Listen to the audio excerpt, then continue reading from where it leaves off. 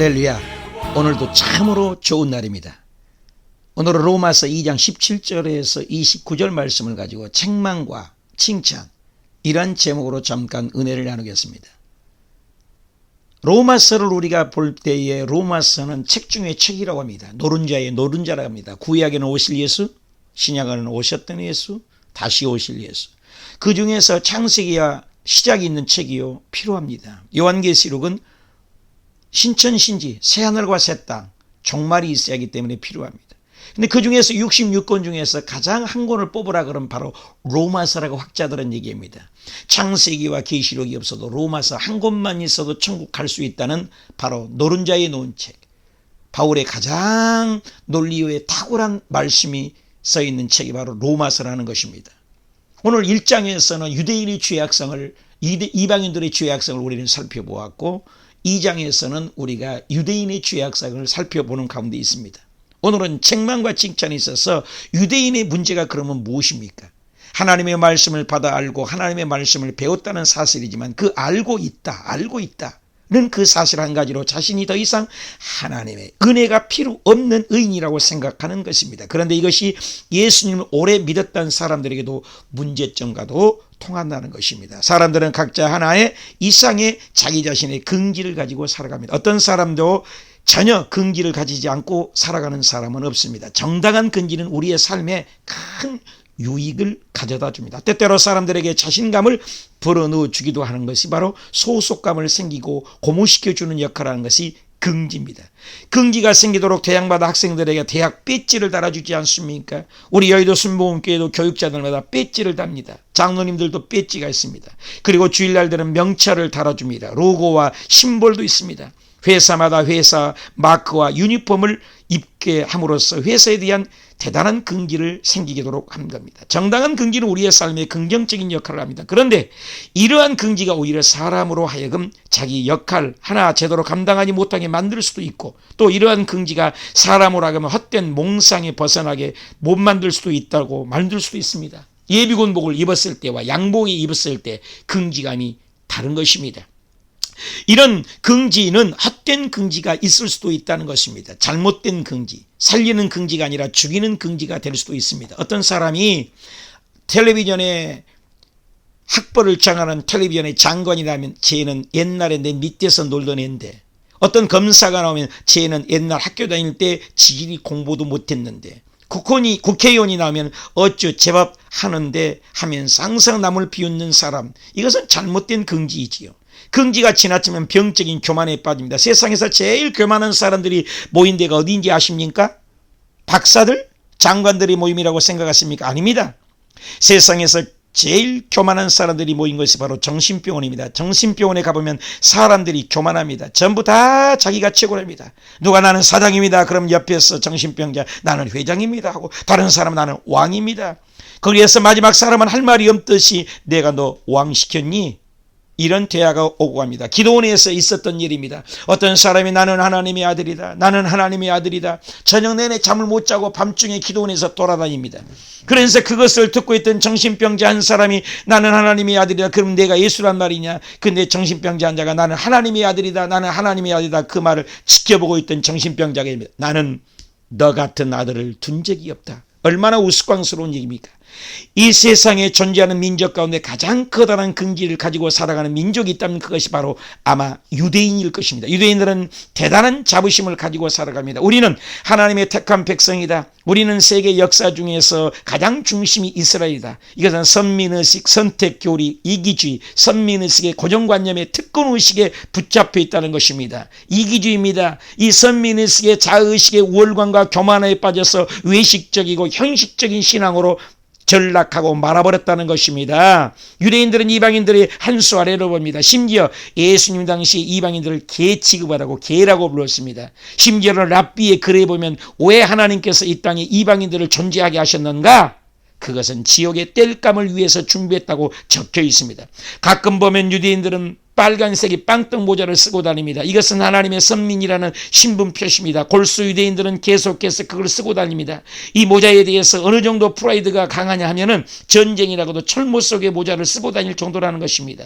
오늘 본문 말씀 17절에 유대인이라고 불리는 내가 율법의 의지, 하나님을 자랑, 율법의 교훈, 하나님의 뜻을 알고 선악간에 분별하고 맹인의 길을 인도하고, 그리고 너희는 빛의 자녀고 지식과 모본이 있고 교사요, 그리고 이 아이의 선생이라고 스스로 믿으니 고정관념, 이기주의, 선민의술로 외적인 그 형통한 것을 통렬히 바울은 꾸짖고 있는 것입니다. 골수 유대인들 계속 속에서 그들은 계속해서 자신의 프라이드로 교만해지고 말았다는 것입니다. 하나님을 음성 듣고 계시와 나만 하나님 말씀 듣는다, 나는 하나님의 사명이다, 나만 하나님께 선택받았다는 잘못된 교리에 빠져버리고 말았다는 것입니다. 그래서 이스라엘 백성들은 어려서부터 유대인들의 성인식에 12살 되기 전에 모세의 오경을 능숙능란하게 외웁니다. 창세기, 출애굽기, 레위기, 민수기, 신명기 5책을 읽는데 제일 빨리 읽은 책이 바로 신명기입니다. 유대인들은 하나님의 말씀에 영감을 받아 기록된 말씀으로 그 원리와 본질을 가지고 살아갑니다. 그래서 전 세계 노벨 수상자를 보면 28%에서 3%가 유대인이라고 하지 않습니까? 그들은 하나님의 말씀을 가지고 하나님의 말씀을 우리만 받았다, 우리만 선택받았다, 고정관념, 이기주의, 선민의식, 자의식, 우월감에 교만에 빠졌습니다. 외식적인 것을 바울은 통렬하게 지금 지적하고 있는 것입니다. 이방인들이 죄인인데 이방인들은 죄가 유대인들 바로 너희에게도 있다. 스스로 교만하냐, 스스로 믿냐, 그럴 수가 없다. 21절 볼까요? 그러므로 다른 사람을 가르치는 네가 네 자신을 가르치지 아니하느냐? 도둑질하지 말라. 선포하는 내가 도둑질을 하느냐? 간음하지 말라. 말하는 내가 간음하느냐? 우상을 가증히 여기는 내가 신전 물건을 도둑질하느냐? 율법을 자간하는 내가 율법을 범함으로 하나님을 욕되게 하느냐? 기록된 바와 같이 하나님의 이름이 너희 때문에 이방인 중에서 모독을 받는도다라고 말하고 있습니다. 율법을 다 알고 가르치고 있지만 그 자만 속에 근본 정신을 까먹어버리고, 율법의 준수 사항은 말은 하지만 위선적인 의도로 범하고 있고, 할례를 행한다고 얘기를 하고 있지만 할례는 마음이 해야 되는데 형식적이고 의식적으로 빠져버리고 말았다는 것입니다. 그러므로 유대인들의 문제가 무엇입니까? 문제는 여기서부터 시작됩니다. 하나님의 말씀을 받아 알고 하나님의 말씀을 배웠다는 사실이나 그 알고 있는 사실 한 가지로 자신이 더 이상 하나님의 은혜가 필요가 없다, 나는 의인이다라고 생각했습니다. 그것이 예수 믿고 오래됐던 사람들의 문제점과도 통한다는 것입니다. 어떤 학생을 만나서 학생 예수 믿으세요? 물어봤더니 우리 아버지가 장로님인데요, 우리 아버지가 목사님인데요, 나는 유아 세례 받았는데요. 그러면 학생 당신은 예수 믿느냐고 강조해 물어봤더니 저는 안 믿어요. 이런 어처구니 우울에 빠질 수가 있는 것이 오늘 유대인과 같은 형상과 같다는 것입니다. 내가 유아 세례를 받았습니다, 장로님입니다, 목사님입니다, 엉뚱한 것에 매달리고 있다는 사실입니다. 유대인들이 가지고 있는 최고의 긍지가 무엇입니까? 자신들이 아브라함의 후손이라는 것입니다. 율법을 받았고 말씀을 받았다는 것입니다. 할례를 행했다는 것입니다. 그런데 예수님께서 무엇이라고 힐난하십니까? 땅바닥에 굴러다니는 돌 가지고도 하나님을 능히 아브라함의 자손이 되게 할 수 있다고 선언하십니다. 한마디로 혈통을 믿지 말고 진정 마음으로 하나님을 대한 믿음을 가지라고 하는 것입니다. 머리 썩은 사람들이 나는 모태신앙이라고 모태 그럽니다. 여러분, 모태신앙이 있을 수 있나요? 모태신앙이 어떻게 어려서부터 뱃속에서부터 예수님을 믿나요? 모태신앙이라고 가지고 모태 출석이라고 해야 옳을 것입니다. 요한복음 1장 13절에는 그걸 증거합니다. 이는 혈통으로나 육적으로나 사람의 뜻으로 나지 아니하고 오직 하나님께로서 난 자들이라고 말씀하고 있습니다. 그리스도 안에서 성령으로 인치심을 받기 전에는 어떤 사람이라도 도저히 구원에 이를 수 없다고 성경은 증거하고 있습니다. 다만 이 믿음의 유산을 잘 이어받기만 하면 그건 자산이 될 수도 있습니다. 그건 얼마든지 긍지가 될 수 있습니다. 우리 집안은 4대째 주님을 섬기고 있다, 예수님 그리고 열심히 믿고 주님 앞에 충성하고 있고, 이건 자랑거리가 될 수 있습니다. 율법에 행하면 할례가 유익하나 만일 율법을 범하면 내가 할례나 무할례가 되느니라. 그런즉 무할례가 율법의 규례를 지키면 그 할례가 무할례로 여길 것이니라고 합니다.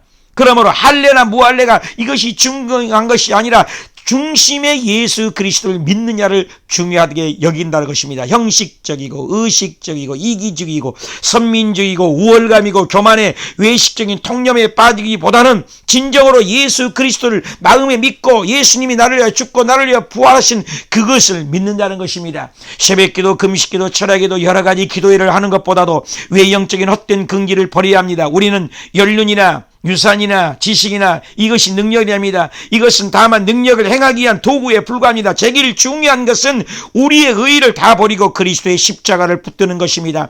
하나님 아버지께서 주시는 일하신다는 약속을 하지 않았습니까? 예수 그리스도를 인격적으로 만나야 된다는 것입니다. 오늘 저와 여러분이 이 코로나 시대에 이 어려운 시대에 진짜와 가짜 알고 가축정이 염소와 양을 구분하는 이 시절에 정말로 나의 믿음이 어디에 있는가?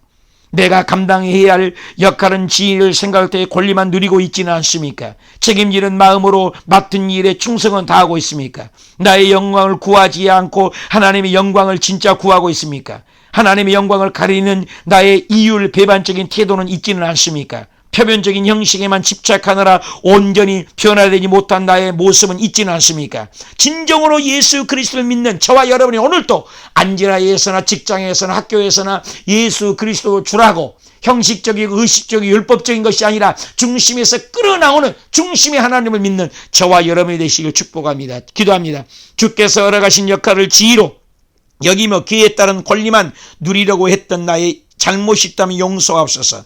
저의 영광을 구하고자 하나님의 영광을 가리며 주님을 욕되게 했다고 했으면 용서하옵소서. 이제는 맡겨주신 자리에서 다른 사람을 섬기고 책임감을 감당하고 말씀을 통해서 양육받고 마음의 할례를 행함으로 회개하며 자목하며 참으로 하나님께 인정받고 예수 그리스도가 나를 위하여 죽고 부활하신 주님만을 위하여 살아가는 복된 하루가 되게 하옵소서. 주 예수님의 이름으로 축복하며 기도했습니다. 아멘.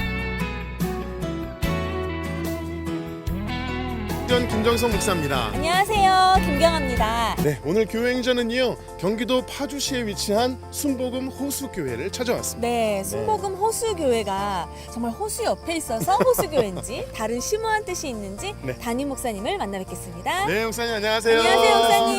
반갑습니다. 반갑습니다. 목사님 교회도 네. 아름답지만 네. 주변도 너무너무 아름다워요. 좋으시겠어요. 우리 순복음 호수교회를 좀 소개해 주셨으면 좋겠는데 짧게 한 문장으로 소개한다면 뭐라고 할 수 있을까요? 우리 순복음 호수교회는 예수 그리스도의 사랑으로 지역사회를 섬기고 사랑하는 교회입니다. 네, 예수 그리스도의 사랑으로 지역사회도 섬기고 또 뭐라고 하셨는데 끝도 없이 표현을 해주셨는데요. 네. 그렇다면 목사님, 우리 순복음 호수교회를 섬기는 우리 성도님들은 어떤 분들인지 역시 한 문장으로 표현해 주시죠. 말씀 충만, 성령 충만, 그리고 섬기고 사랑하는 성도님들입니다. 뭔가 충만. 뭐가 많이 충만됐어요. 네. 그래요. 좋으시겠어요, 우리 목사님. 순복음 호수교회 정말 궁금해지고 네. 또 성도님들 궁금해지는데요.